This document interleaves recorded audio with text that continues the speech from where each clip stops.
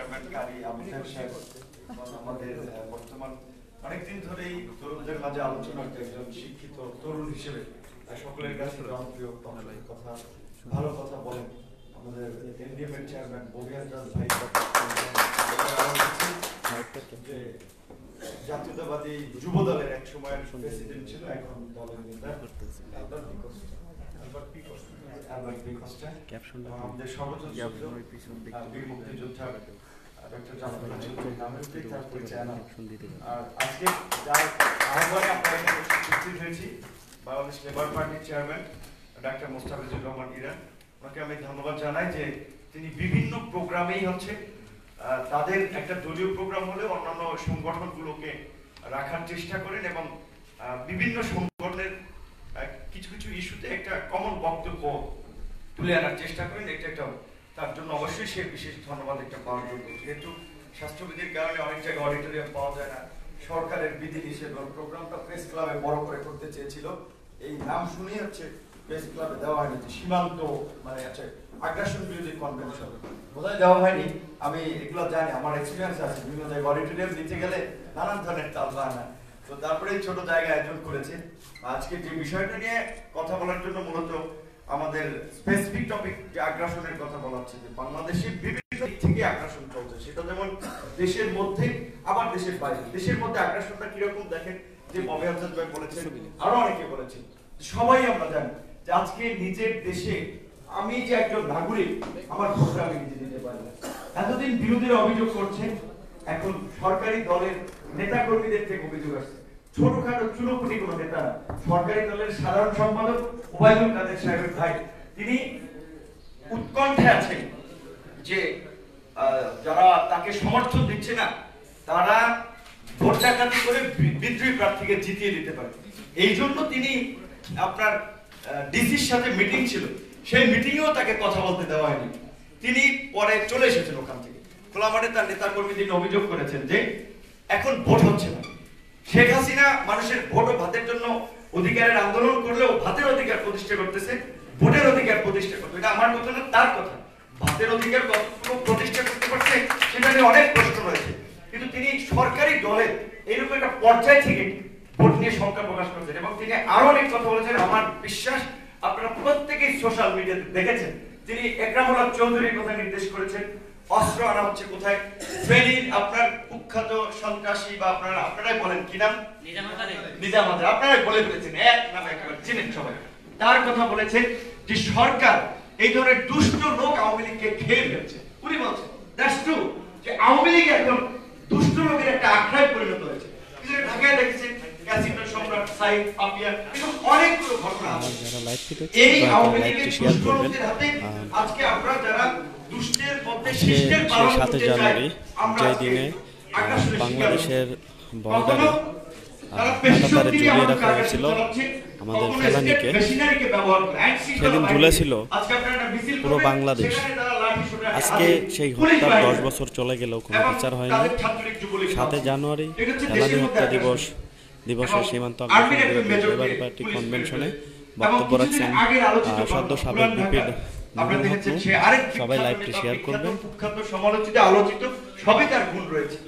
হাজি সেলিম সাহেব তার স্ত্রীকে যত র্যাব অভিযান চালানো, র্যাবের মতো একটা প্রতিষ্ঠান, তারা অভিযান চালানোর সময় তারা বিদেশি মদ, অস্ত্র, তারপরে অকিটকি, আইন বহির্ভূত অনেকগুলো জিনিসপত্র সবার সামনে সংগ্রহ মিডিয়ার সামনে উপস্থিত করলেন, ব্রিফ করলেন, 2টি মামলা দিলেন।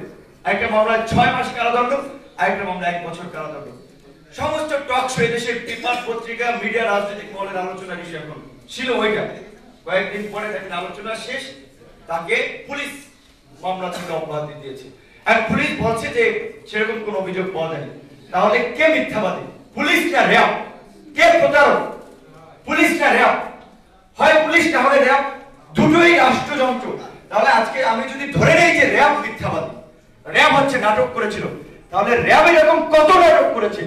আর যদি ধরে নেই পুলিশ নাটক করেছে, পুলিশ প্রতারণা করেছে, ক্ষমতাসীন দলের দুর্বৃত্ত দস্যুদেরকে বাঁচাতে পুলিশ মিথ্যা প্রতিবেদন দিয়েছে, তাহলে পুলিশ এই 12 বছরে কত এরকম প্রতিবেদন দিয়েছে? ঠিক ঠিক ঠিক। এই কারণে বলছি যে আমাদের কিছু কিছু ঘটনায় খুব আসলে উৎসাহ উদ্বেগের কারণ নাই। যে আপনারা দেখেন ওই যে ক্যাসিনো সাইডকে ধরে, সম্রাটকে ধরে, অমুককে ধরে, তমুককে ধরে ধরে কি করে তাদেরকে রাজা রাজা রাখে।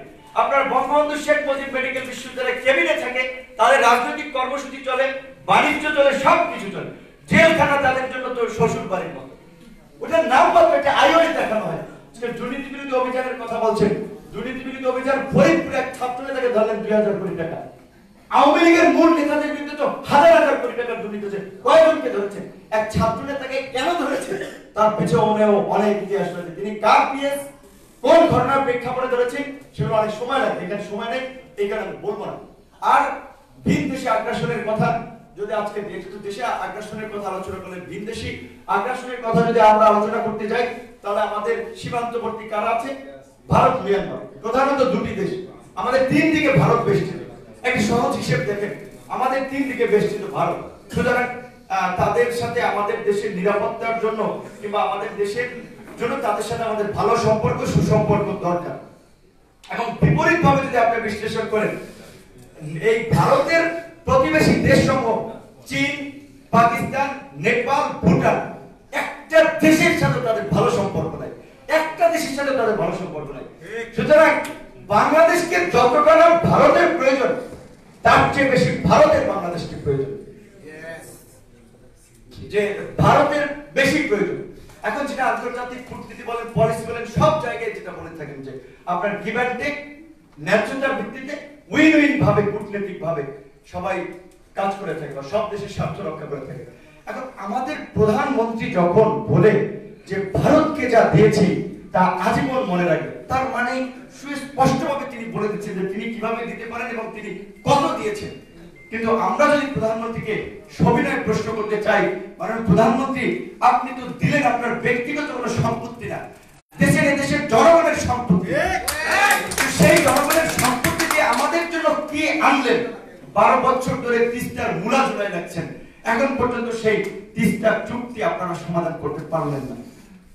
তারপরে 54টি নদীর ন্যায্য হিস্সা আপনারা আদায় করতে পারলেন না।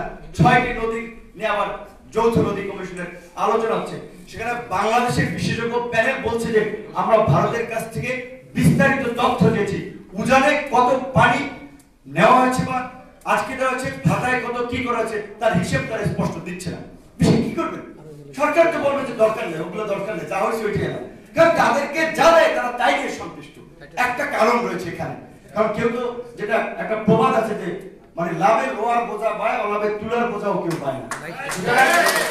আওয়ামী লীগ সরকার ভারতকে এইভাবে দিয়ে দিচ্ছে এবং মন্ত্রীদের কথা শুনলে অনেক সিনিয়র ব্যক্তি তাদের নিয়ে কথা বলা আসলে আমার মতো তরুণ নেতাদের, আমার ছাত্র নেতা আমার কাছে অনেক সময় একটু বিব্রতকর মনে, কিন্তু তাদের কথাবার্তা কি ননসেন্স কথাবার্তা বলে যে বাংলাদেশ ভারত স্বামী স্ত্রীর সম্পর্কে এইটা একটা কিছু ফরেন মিনিস্টার বলতে পারে। এবং আমাদের ক্ষমতাসীন আওয়ামী লীগের সাধারণ সম্পাদক ওয়াজুল কাদের সাহেব প্রায় বলে থাকেন, একদিন আপনি দেখবেন অসংখ্য বার তিনি বলেছেন ভারতের সাথে বাংলাদেশের রক্তের সম্পর্ক, রাখির সম্পর্ক। রক্তের সম্পর্কটা কিসের রক্তের সম্পর্ক? এই যে প্রতিনিয়ত সীমান্তে রক্ত জড়াচ্ছে, এই রক্তের সম্পর্ক আপনারা বোঝাতে চাচ্ছেন? গত মাত্র ব্যাখ্যা বিশ্লেষণকারী সাহেব দিয়েছেন, গত 10 বছরে কতগুলো হত্যাকাণ্ড, প্রায় 5 শতাধিক হত্যাকাণ্ড তারা ঘটিয়েছে। এবং আপনার এই যে আপনার মাত্র গত 1 বছরে 45 জন মানুষকে তারা মেরেছে। সারপ্রাইজিং ম্যাটার হচ্ছে আমাদের বিজয় দিবসে আমাদের বিজেপি ভারতের বিএসএফ কে মিষ্টি দিয়েছে, তারা রক্তই দিয়েছে, ওবায়দুল কাদের সাহেবকে দেখানোর জন্য লাস্ট পথ দিয়েছে। কিন্তু নির্লজ্জ আমাদের দেশের সরকাররা একটা প্রতিবাদ পর্যন্ত সেটা নিয়ে করতে পারে না। কারণ যেটা বলছি, কারণ তো অবশ্যই আছে, যে কারণে বর্তমান ভোটারবিহীন সরকার যখন আন্তর্জাতিক ভাবে বন্ধুহীন হয়ে পড়েছে, যখন কেউ সমর্থন দিচ্ছে না, পশ্চিমা দেশগুলো যখন মানবাধিকার, গণতন্ত্র এগুলো নিয়ে প্রশ্ন তুলছে, এই তখন তাদের দাদারা তাদেরকে সমর্থন দিচ্ছে যে আমরা যতক্ষণ শক্তি আছে তোমাদেরকে সাপোর্ট দেব। এই কারণেই সেই ভোটারবিহীন বিরোধী দলবিহীন নির্বাচন, বাংলাদেশের দেশে জঘন্য নির্বাচন, সেই 2014 সালের 5ই জানুয়ারি নির্বাচনে যেখানে 154টি আসনে বিনা প্রতিদ্বন্দ্বিতায় এমপি নির্বাচিত হয়েছিল, সেই নির্বাচনের পরে ভারতের প্রধানমন্ত্রী এই উগ্র হিন্দুত্ববাদের আরেক দোষর এই মোদী সাহেব এখানে এসেছিলেন, আপনারা নিশ্চয়ই মনে আছে। এবং তারা স্পষ্ট যে তারা অনেক কিছু সমর্থন দিয়ে যাচ্ছে। এবং কিছুদিন আগে ইন্ডিয়ান হাই কমিশনের বক্তব্য আপনারা শুনেছেন, আওয়ামী লীগের পার্টি অফিসে গিয়ে বলেছেন যে দেশে ভারত ছাড়া আওয়ামী লীগ ছাড়া আমাদের কোনো বন্ধু রাষ্ট্র নেই। ইত্তেফাক পত্রিকার মতো প্রথম সারির পত্রিকা লিড নিউজ করেছিল, আবার দাম সারা দেখেন যে আবার সেই লিড নিউজ আবার ক্যাপশন চেঞ্জ করে দিয়েছে। এগুলো একটা কূটনীতিক তো বলতে পারে একটা রাষ্ট্র। তো এর মধ্যে তারা বুঝে যাচ্ছেন যে তারা কিভাবে আওয়ামী লীগের সাথে তাদের সম্পর্ক। কিন্তু আসার পরে হচ্ছে আমি জানি আমার সাথে পরিচয় নেই, ফেসবুকে আমাদের লাইভ টেপ দেখে অনেক কলকাতার বন্ধুরা, পশ্চিমবঙ্গের আপনার জওহরলাল নেহরু ইউনিভার্সিটির ছাত্ররা কিংবা আপনার জামিয়া মিলিয়ার ছাত্ররা অনেকে আমাদের সাথে যোগাযোগ করছেন যে উই অ্যাপ্রিশিয়েট যে তোমরা যা করছো, ছাত্ররা নিরাপদ সড়কের প্রশাসন তোমরা যেভাবে ইয়োগা ফাইট করছো, আমরাও এখানে উপর হিন্দুত্ববাদের বিরুদ্ধে আমরা ফাইট করতেছি। যে ওদের এনআরসিসি এর বিরুদ্ধে যেটা আমরা গতবার এখানে একটা সংহতি সমাবেশ করেছিলাম, তখন আমাদের এখানেও আমরা হয়েছিল সেই এনআরসিসি এর প্রতিবাদ করার জন্য, সেই তথাকথিত বৈফোর সংগঠন মুক্তিযুদ্ধ মঞ্চের ও সরকারি দলের প্যাট্রোনাইজে একটি সংগঠন। তো তারা আমাদেরকে বলছে যে তোমাদের কথাবার্তা এমন হবে যে আমার দেশের মানুষকে যেন হার্ট না করে। আমি তাদেরকে ধন্যবাদ জানাই এবং তাদের এই মানে পরামর্শটা আমি মেনে চলছি, কারণ আমি মনে করি বাংলাদেশের মানুষের সাথে ভারতের মানুষের কোনো বিরোধ নেই, মানে একটা হৃদ্যতার সম্পর্ক। আমরা তাজমহল দেখতে যাই, পশ্চিমবঙ্গে যাই, বা এই বাংলা ভাষাভাষী মানুষের সাথে একটা আত্মিক সম্পর্ক, একটা প্রাকৃতিক সম্পর্ক বলতে পারে। কিন্তু দুদেশের শাসকদের সাথে যে সম্পর্ক সেটি শোষণের সম্পর্ক, সেটি কোনো ন্যায্যতার সম্পর্ক নয়। কাজে আজকে আমরা এখানে দাঁড়িয়ে বলতে চাই যে সমস্ত রাজনৈতিক দলগুলোকে ভারতের প্রশ্নে স্ট্রেট ফরওয়ার্ড হতে হবে, যে ন্যায্যতার ভিত্তিতে, যৌক্তিকতার ভিত্তিতে দু দেশের স্বার্থ রক্ষা করে। আমরা চাই না শুধু আমাদের কি দেবা, দু দেশের স্বার্থ রক্ষা করতে হবে। কিন্তু এইভাবে মানে কথা বললে হবে না যে যা দেওয়ার খালি দিয়েই যাচ্ছি, এই পলিসি থেকে আমাদেরকে বের হয়ে আসতে হবে। এবং আজকে বাংলাদেশে যে একটা রুদ্ধদ্বার পরিবেশ রয়েছে, মানুষ কথা বলতে পারে না। এখানে এগুলো বলে আবার টকশোতে আপনারা এত কথা বলেন, প্রেস ক্লাবে বক্তব্য দেন, অমুক জায়গায় বক্তব্য দেন, এইটুকু তো দেখেন লাগবে, এখানে পারবেন নাকি আপনারা? আমরা জড়ো হয়ে গেছেন, পুলিশ আসেন, আমরা তো কিছুটা হলেও তো প্রতিহত করার চেষ্টা করবো। একটা মানুষের গণতান্ত্রিক অধিকার রয়েছে, সভা সমাবেশ করার অধিকার, আপনারা সেই অধিকার হরণ করবেন। সেই জায়গা থেকে আমাদেরকে আউটডোর ইনডোর দুটো জায়গায় হচ্ছে আমাদেরকে অ্যাড্রেস করতে হবে। আউটডোর ইনডোর শুধুমাত্র আসলে ইনডোরে এখন আর সভা সমাবেশ চালালে হবে না, একটু বের হতে হবে, মানুষকে সংগঠিত করতে হবে যার যার জায়গা থেকে। আজকে বলেন আপনার এই লেবার পার্টি ক্ষুদ্র সংগঠন হোক বা বড় সংগঠন হোক কিংবা আরেকজন ছোট সংগঠন হোক, আমাদের তো প্রত্যেকের কিছু ছোট শক্তি হলে রয়েছে, সেটাকে রিভাইভ করতে হবে। আমি আরেকটা আপনাদের সকলকে হয়তো বিব্রত করতে পারি, দুঃখিত, ক্ষমা করবেন, যে বড় বড় রাজনৈতিক দল রয়েছে এই দেশে, এতগুলো দল রয়েছে। আপনারা বলছেন 30শে ডিসেম্বরের নির্বাচন ভোট ডাকাতির নির্বাচন, আপনারা বলছেন এই নির্বাচন ভোটাধিকার হরণ নির্বাচন, জনগণ ভোট দিতে পারে। আপনারা কেন সেদিন রাজপথে নামেননি? আমার সীমিত সামর্থ্য নিয়ে আমরা প্রোগ্রাম করেছি, ছোট পরিসরে হলো। আপনারা বড় বড় দল যারা অলি গলি থেকে মিছিল বের করতে পারে, তারা কেন শুধুমাত্র প্রেস ক্লাবে পড়ে থাকবে? কেন পতাকা মিছিল বের করে, কেন বিক্ষোভ মিছিল করেন? সেই প্রশ্ন আপনাদের করতে হবে। রাজনীতি করতে অবশ্যই আমরা জানি, স্বাভাবিকভাবেই আমরা আপনাদের প্রতি সমবেদনা প্রকাশ করছি যে বাংলাদেশে যারা বিরোধী দলে বা বিরোধী সংগঠন থেকে রাজনীতি করছেন, সংগঠন করছেন, এই 12 বছরে তাদের উপরে যে অত্যাচার, নির্যাতন, নিপীড়ন চলছে, সেটা পাকিস্তানি আমলেও চলে নাই। এটা কিন্তু রাজনীতি তো আপনার মানুষের অধিকার আদায়ের আন্দোলন সংগ্রামে সবসময় রক্ত দিতে হয়েছে, ত্যাগ স্বীকার করতে হয়েছে। সেটা তো মসৃণ পথে মানুষের অধিকার আদায় হয়নি। আজকে আপনারা ভোটের অধিকার আদায় করতে চান, গণতন্ত্র প্রতিষ্ঠা করতে চান, মুক্তিযুদ্ধের চেতনা অসমাপ্ত বাংলাদেশে বাস্তবায়ন করার জন্য সাম্য, মানবিক মর্যাদা, সামাজিক সুবিধা নিশ্চিত করতে চান, আপনাদেরকে অবশ্যই ত্যাগ স্বীকার করতে হবে। আপনারা 12 বছর তো করেছেন, সুতরাং আর অল্প সময় করতে হবে। ক্লান্ত হলে চলবে না, আপনাদেরকে নতুন করে এনার্জি নিয়ে নামতে হবে। এবং আমার দৃঢ়ভাবে বিশ্বাস, বর্তমান সরকার আন্তর্জাতিকভাবে বলেন, দেশীয়ভাবে বলেন, নানান দিক থেকে চাপে পড়ছে, তাদের পায়ের নিচ থেকে মাটি সরে যাচ্ছে। কিন্তু তাদের সরে যাওয়া মাটি তারা আবার টেনে নিয়ে শক্তিশালী যাবে যদি মাটি সরে যাওয়ার সময় আমরা ধাক্কা না দিতে পারি। প্রকাশ্যে বলছি যে আমরা এই সরকারের পতন চাই, এই ফ্যাসিবাদের পতনের জন্য যা করা দরকার আমরা তাই করবো। সুতরাং এটা কোনো ষড়যন্ত্র অনেকে করছে, যে তথাকথিত আমি কতটা সুশীল এবং সুবিধাবাদী বলছি সরকারের বিরুদ্ধে ষড়যন্ত্র করছে, সরকার হটানোর নীল নকশা। তারপর নীল নকশা কেন? এটা তো সাদা নকশা, স্পষ্ট যে এই অবৈধ ভোটারবিহীন সরকারকে হঠাতে সারা বাংলাদেশের মানুষকে সংগঠিত করে যার যার জায়গা থেকে যার যার দল থেকে ঐক্যবদ্ধ হয়ে আন্দোলন করতে হবে। আজকে ববি হাজরা ভাই ধরেন গুলশান থেকে নামলো, আমরা প্রেস ক্লাব থেকে নামলাম, বিএনপি মতিঝিল থেকে নামবে, অন্যান্য দল উত্তরা থেকে নামবে, সমগ্র জায়গা থেকে যদি নামি, আজকে যে গুন্ডা বাহিনী বলছে ছাত্রলীগ, যুবলীগ, অমুক লীগ, তমুক লীগ, কথা এখনই শুনে না, টোন চেঞ্জ হয়ে গেছে। জগন্নাথ বিশ্ববিদ্যালয় ভিসি মিজান স্যারের আমি ধন্যবাদ জানাই, শিক্ষক, উনিও বলেছেন যে এই 2018 সালে এবং বর্তমান যে গণতন্ত্র ত্রুটিপূর্ণ গণতন্ত্র, ওই যে এক ভিতরে ত্রুটিকে খেয়ে মানুষ সত্য কথা বলা শুরু করছে, তো দীর্ঘমেয়াদে হলেও তারা এখন সত্য কথা বলা শুরু করছে। কাজে এটা কিন্তু শুভ লক্ষণ যে তাদের মধ্যে একটা শুভ চিন্তা, শুভ বুদ্ধির উদয় হয়েছে যে এইভাবে একটা দেশ চলতে পারে না, এভাবে একটা সমাজ চলতে পারে না, একটা রাষ্ট্র চলতে পারে না। তারা কথা বলা শুরু করছে, কিন্তু আপনারা যদি সেই সুযোগ না নিতে পারেন তাহলে কাজ হবে না, শুধুমাত্র বক্তব্য দিয়ে কাজ হবে না। সেজন্য আমি অনুরোধ জানাবো সমস্ত রাজনৈতিক দলকে এক জায়গায় আসার দরকার নাই, কমন ইস্যুতে যুগপৎ ভাবে আন্দোলন করেন যার যার জায়গা থেকে। আপনি গণতন্ত্র চান, আমিও গণতন্ত্র চাই, আপনি চান দেশে একটা সুষ্ঠু নিরপেক্ষ নির্বাচন হোক, আমিও চাই। আর সেই নির্বাচন যদি থাকে তাহলে ববি হাজরা ভাই দল ছোট হোক, তারা কাজ করে এক সময় ক্ষমতা যেতে পারবে, আমিও হয়তো কাজ করতে গেলে এক সময় আমি যদি মানুষের আস্থা অর্জন করতে পারি একটা ভালো জায়গায় যেতে পারবো। ঠিক প্রত্যেকের জন্য সুযোগ তৈরি হবে যদি সিস্টেম থাকে, কিন্তু আজকে কিন্তু সেই সিস্টেম কলাপস হয়ে যাচ্ছে। তো সেই সিস্টেমকে রক্ষা করার জন্য আমাদেরকে কম্প্রোমাইজ করা যাবে না। এবং আজকের এই সমাবেশে ইরান ভাইকে আবার ধন্যবাদ জানাই, অনেক সংগঠনকে ঐক্যবদ্ধ করেছে।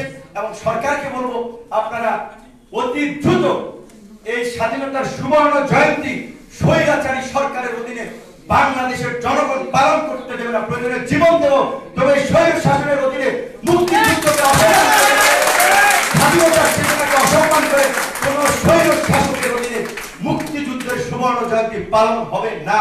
যদি আপনারা স্বেচ্ছায় আপনারা সসম্মানের ক্ষমতা থেকে বিদায় নিতে চান, আপনাদের অতি দ্রুত একটা নির্বাচন দিতে হবে, এবং সেটা রাজনৈতিক দল, সংগঠন, সুশীল সমাজের প্রতিনিধি সকলকে নিয়ে একটা নির্বাচনকালীন নিরপেক্ষ সরকার যেটি সকলের কাছে গ্রহণযোগ্য, সেই নির্বাচনকালীন নিরপেক্ষ সরকার গঠন করতে হবে। আর যদি আপনারা সেই পথে না যান, তাহলে আপনারা ভাগ্যের নির্মম নিষ্ঠুর পরিণতি বরণ করার জন্য তৈরি থাকেন, যে নির্মম নিষ্ঠুর পরিণতি বরণ করছে পৃথিবীর ইতিহাসের সমগ্র স্বৈর শাসক সাম্রাজ্য।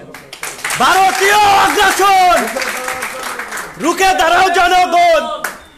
মানবতা যখন আক্রান্ত, নীরব থাকা অন্যায়।